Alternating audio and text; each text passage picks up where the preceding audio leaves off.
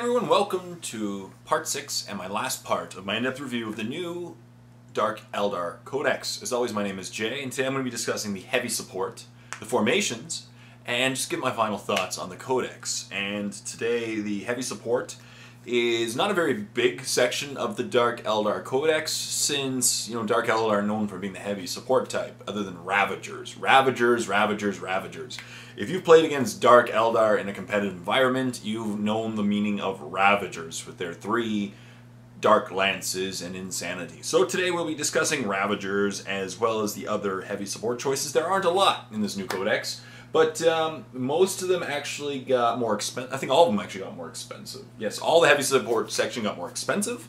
The Ravagers themselves actually got like 20 points more expensive if you look at them. So it's kind of crazy, but we'll see. We'll talk about them. I think the role of the heavy support is going to change in the new Codex. I think because my favorite thing now in the heavy support section is not the Ravager anymore.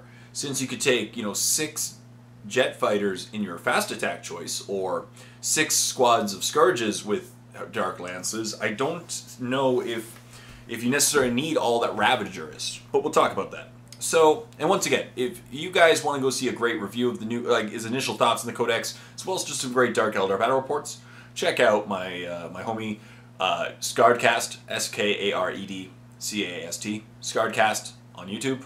He has some great, he does post-turn battle reports, and he's a Dark Eldar player. Check him out. So we'll begin with the Talos. Used to be known as the Talos Pain engine. Now this is my lesser favorite of the 2 engines. I like the other engine more, but we'll discuss that why. So he's now 120 points. And he used to be 100 points. So he's gone up 20 points. Yeah. But now, the weirdest thing about him was he used to get, I'm pretty certain, like D6 attacks, which averages to 3.5 attacks per turn. And now he has been changed to 3. I was kind of surprised by that, frankly. I thought he should be given 4 or more. Since they took away from a random number, they should give him at least the average or better. And they gave him lower than average. So, well, he has 2 close combat weapons, so he get an extra attack. So technically it's like 4, right? So he gets 4 attacks. He has an armored carapace, so he's a 3-up armor save. Twin-linked splinter cannon, which those of you who don't remember, the splinter cannon is strength 1, AP 5. Of course, it's because it's strength 1. It's going to be poisoned 4+, salvo 4/6, and his weapon skills 5, ballistic skill 3, strength toughness 7. So still toughness 7 is pretty hard to crack. 3 wounds, initiative 4, 3 attacks, leadership 10, 3-up save. You could include up to 2 additional talentless for 120 points per model. And any model may replace one of his close combat weapons with chain flails, Ichor injector, or twin-linked liquefier gun. Twin-linked liquefier gun is pretty nasty because it's strength 3, AP D6, so you get to roll in your AP chart, which is pretty cool and fun, and assault 1, and it's a template, so it's a flamer. So cool stuff there, and it's twin-linked, so you can re-roll to wound. So if you get a, it could be pretty nasty if you roll a 1 or 2 on the AP. People are going to die, so it's not that bad. Any model replaces twin-linked splinter cannon with one of the following: Stinger Pod, which is 24-inch range, strength 5, AP 5, assault 2, blast.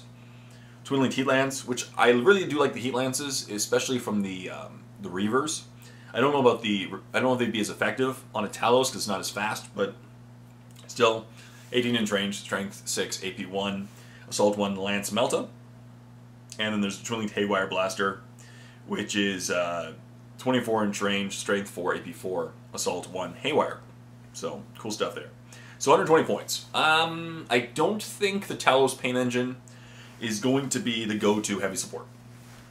He's not bad. He has his uses, and obviously, maybe I'm just not thinking about them too much. I think the other engine is better, and I'll discuss that why. And also, Ravagers are still going to be awesome, because they're Ravagers. And on top of that, you have the Void Raven Palmer. So, out of the 4, I think my least favorite is the Pain Engine, but that doesn't mean he's not useful. He's not bad. I just think the other ones are going to be more useful. Let's talk about the next one. Up next is the Chronos engine. Now, the Chronos engine, to me, was the one, it's the Chronos Parasite engine in the former Codex. That's called the Chronos. It is weapon skill, ballistic skill 3, strength 5, toughness 7, 3 wounds, initiative 4, 3 attacks, leadership 10, 3-up save. It's a monstrous creature. It has a 3-up armor save, as I mentioned, and it has a Spirit Siphon. Now this is where it gets fun. Well, no, Spirit Siphon is just a template 3, strength 3, AP 3, assault 1. He also has Fearless, Feel No Pain, and Night Vision. I forgot to mention, so did the Talos, Fearless, Feel No Pain, and Night Engine. Now, Feel No Pain is going to be sweet on these guys. Now, I have to say that. On the Pain engines, Feel No Pain is going to be unbelievable. I don't remember if they had Feel No Pain. They might have had Feel No Pain in the previous one. But Feel No Pain on a Toughness 7 monstrous creature, other than force weapons, it's going to get Feel No Pain every time. So 3 up, 5 up is very handy in keeping your guy alive. You can include up to 2 more for 100 points a model. Now, it did go up in cost. It used to be 80 points. Now it's 100 points per model. So it's gone up. But you get 1 more attack. It used to have 2 attacks. Now it has 3 more. And it gives a better Feel No Pain, because for 25 points each. Now, this is why if I would take Chronos Engine, I would definitely take a Spirit Vortex. Sorry, no, Spirit Probe. So Spirit Probe, this is one of my favorite pieces of war gear in the entire Codex. The model and all friendly units with both the Dark Eldar faction and the Feel No Pain special rule within 6 inches of 1 or more models with the Spirit Probe receive a +1 bonus to their Feel No Pain. That alone is huge in your army, especially if you're running racks or homunculi or anything of a better toughness, or if you get the the +1 toughness on the pain tokens. Feel No Pain is going to be huge, right? Especially with the new power from pain. They get Feel No Pain starting in turn 2, and there are a lot of things that can bump it up to turn 1. Plus, this Chronos will stack, and I'm pretty sure will stack, and then on top of that makes it a better Feel No Pain. So Feel No Pain 5 up becomes a Feel No Pain 4 up. And that alone increases the chances of passing a Feel No Pain by 50%. That is huge. So I could see people taking at least 1 squad of 3 of these guys, put them, spread them out. That way they cover a huge range, and everything gets, a giant range of people get Feel No Pain 4 up starting turn 2 or 3. That's amazing. 4 up Feel No Pain, and they themselves would have a 4 up Feel No Pain. So they're, a toughness 7 monstrous creature running around the battlefield with 3 up armor save and a 4 up Feel No Pain. That is going to be really hard to negate, and this will keep your army alive. Now, they're going to be slower, so that's the only problem with these guys, is that they're slower, so they're going to be hard to keep up with the rest of your army, but in various circumstances, I think these guys are going to be very useful in keeping your army alive. They also have a Spirit Vortex, which is 18-inch range, strength 3, AP 3, assault 1, large blast. Now, a large blast that will kill it'll kill Space Marines on 5s. But that for 25 points compared to the Spirit Probe for 25 points, I would take the Spirit Probe for 25 points. So you 125 point model, take 3 of them, 375 points, giving everything around them a 4 up Feel No Pain. That's worth its weight in gold to me. That is amazing. That to me is where the heavy support has just changed. So now I'd maybe not Ravager spam. I wouldn't see 3 Ravagers in a heavy support list. I could see a squad of 3 of the Chronos engines, and then maybe 2 Ravagers or Void Ravens as well. So, plus remember, the option, the fast attack choices, you can always take 6 jet fighters and 3 Void Raven bombers as well. That's scary. So up next we have the standard of heavy support for the Dark Eldar army, the Ravager. Now the Ravager has the same stat line as before: front armor 11, side armor 11, rear armor 10, 3 hull points, ballistic skill 4. But here's the thing: not only did it go up in cost, went from 105 points to 110 points, it got weaker because the old 105 point Ravager used to include 3 Dark Lances, and you could swap them for 3 Disintegrator Cannons for free. The new Ravager has only Disintegrator Cannons, and you have to upgrade. For every Disintegrator Cannon, costs 5 points to upgrade to a Dark Lance. So now it's actually 125 points for a Ravager instead of 105 points. So it's gone up 20 points, which isn't that big of a jump for a heavy support choice with 3 Dark Lances, but still, just things to get taken into consideration. Plus, it got Deep Strike. Deep Strike to me is amazing, so that's a good thing. It did get Deep Strike, and I give it 100% credit. A Deep Striking Ravager. So what really changes this to me is it changes the Dark Eldar from a turn 1 Alpha Strike to possibly a turn 2 Alpha Strike army, because they can drop a lot on you turn 2 and just demolish you. Like Ravagers Deep Striking in on you, and then shooting Dark Lances, that would hurt. So if you like Dark Lances, I still think if you don't want to Deep Strike them, I still think the Enhanced Aether Sails are going to be the way to go. For 5 points, it allows them to travel so quick across the board. and Dark Lances. So it'd probably be 130 points per Ravager. I think is going to be the base, is going to be the cost of most good Ravagers at the tournaments. But they also have night vision. But I think they're going to be good. They're still as good. You know, if you liked Ravagers before, you're still going to want to take Ravagers now. It'll just cost you an extra 25 points per model to take the Ravagers. But you get a deep striking Ravager. That's pretty cool. So are they useful? 100% still yes. I just think that at least now the Chronos engines are going to be at least taking up one slot in an army, because 3 of them will keep your guys alive, in my opinion. Up next, we have the Void Raven Bomber. Now, I myself have faced a Void Raven Bomber a couple times. You get 2 Void Lances for 160 points. Now, it used to be 145, so it's gone up 15 points. The whole heavy support choice went up in cost, but the whole fast attack went down, so compensates. 2 Void Lances, which are Strength 9, AP2, Assault 1 Lance. So they are going to pop everything on a 4+, they will pen. These are awesome. And they also have a Void Mine, which is a 1-use only bomb. It's a Strength 9, AP2, Bomb 1, Large Blast, Lance, 1-use only. So it's a bomb. So you could drop it, as you travel. You one-line bomb it, and it's insane. Strength 9, AP2. It's going to kill everything. It'll destroy paladins. It's a large blast, so it'll eat through a squad of paladins like no one tomorrow. It'll eat a land raider like no one tomorrow. So that's pretty cool. One-time use only, but still, it's pretty cool. And in night vision and supersonic, it is ballistic skill 4. It's arm around 10 around, hull points 3, and you take 4 Shatterfield missiles, which are strength 7, AP dash, assault 1, large blast, shred, 1 use only. 2 Shatterfield missiles and 2 implosion missiles. So it gives you a lot of variation, but these are very expensive upgrades. 40 points for the 4 missiles, 50 points for the 2 and 2, which the implosion missiles are strength 6, AP2, 48-inch range, assault 1 blast, or 4 implosion missiles, 48-inch range. Oh, it's the same ones. So 4 implosion missiles for 60 points. They can replace both Void Lances with 2 Dark Lances. Personally, I prefer the Void Lances, I think. Because Dark Lances are strength 8 AP2. Oh, sorry, Dark Scythes. Dark Scythes, that's what I was wrong. Dark Scythes, which are strength 8 AP2, heavy 1 blast, lance. So they are cool too.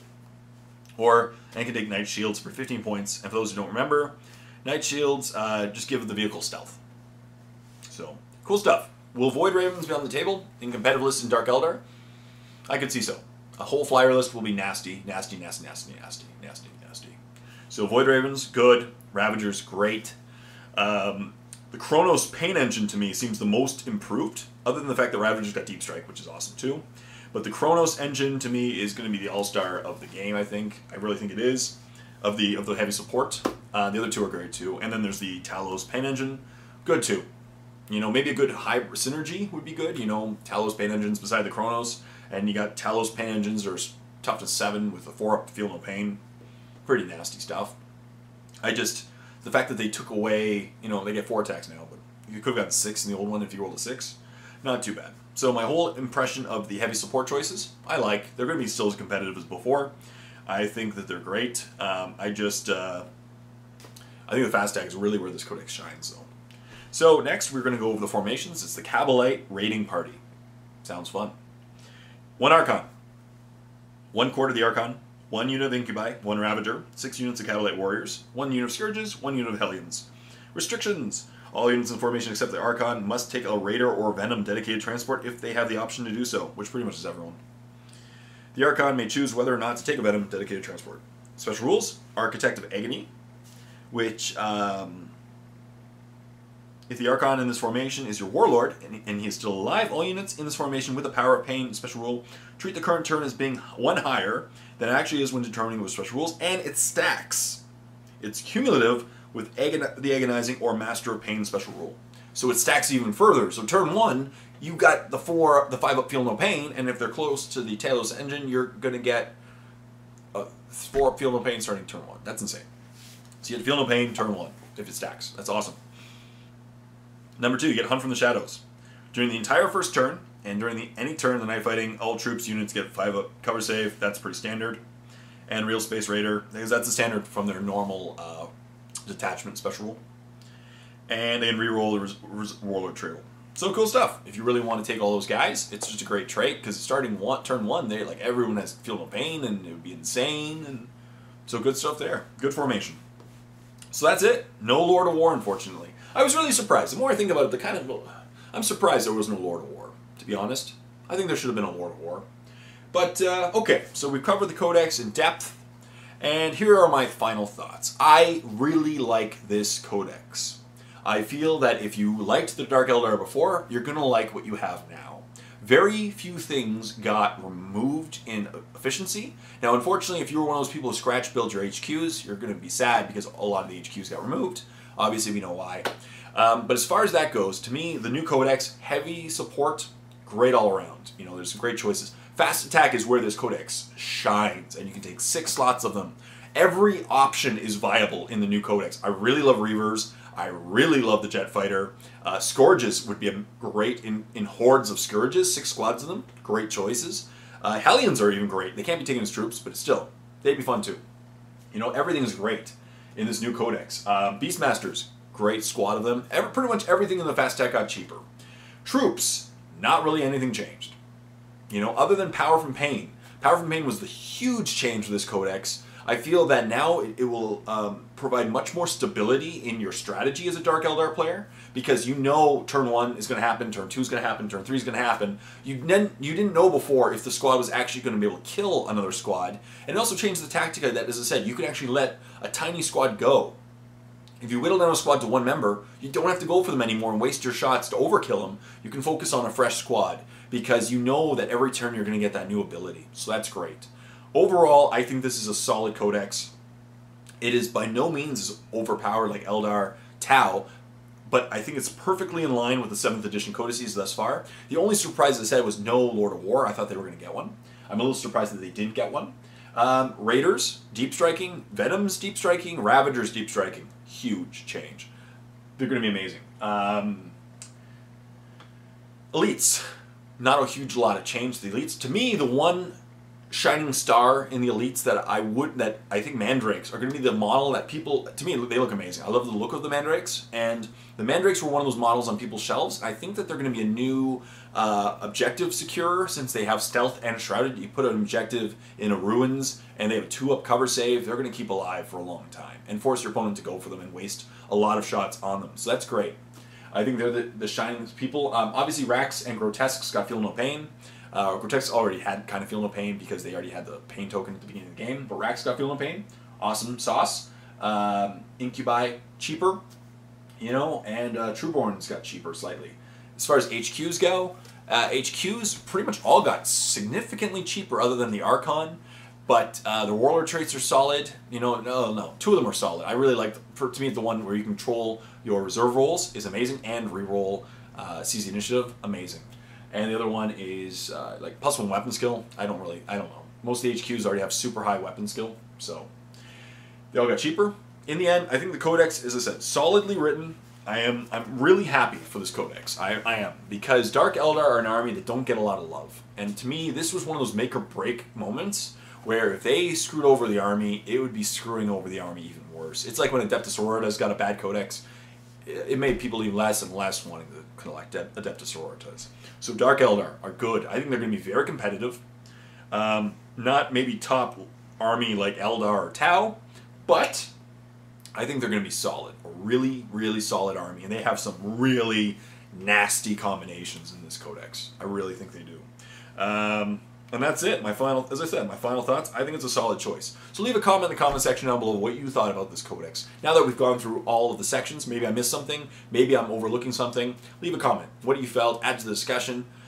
Please like the video, comment in the comment section down below, subscribe to the channel if you haven't done so, and stay tuned for more Codex reviews. I'm pretty sure they just announced on Friday that there's going to be a supplement on Homunculi next week, so stay tuned for another review, because I have to review it. If it's coming out, I have to review it. That's the rule.